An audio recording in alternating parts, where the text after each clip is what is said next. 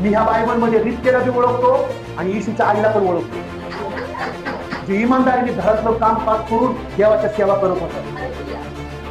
मी सारायला पण ओळखतो, हालेलुया. आणि मी मार्था आणि मरियमला पण मी ओळखतो. Praise the Lord. परमेश्वर तो नाहीये की तू तू तू तुझ्या आई वडिलांना घरामध्ये उलट बोलशील आणि मी तुझी बाहेर सेवा हायर करत.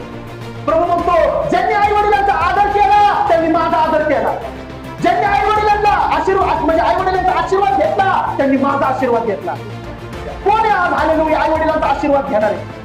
Praise the Lord. आज मी बघतो जास्तीत जास्त मुली आणि मुलं आई वडिलांचे शिरच खाते, तासून तास मोबाईल घेऊन बसतील, तासून तास. Praise the Lord. ऐकते तुम्ही?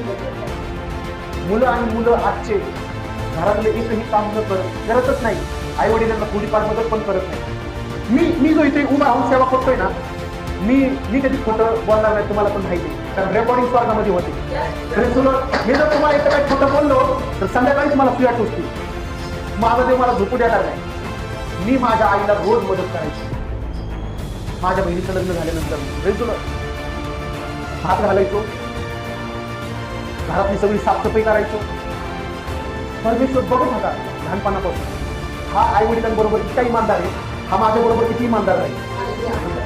जे आई वडिलांची मुलं झालेले आहेत तो परमेश्वर तुम्हाला त्या लायकीचं बनवतो की तुम्ही त्याचे मुलं आणि मुली व्हाल.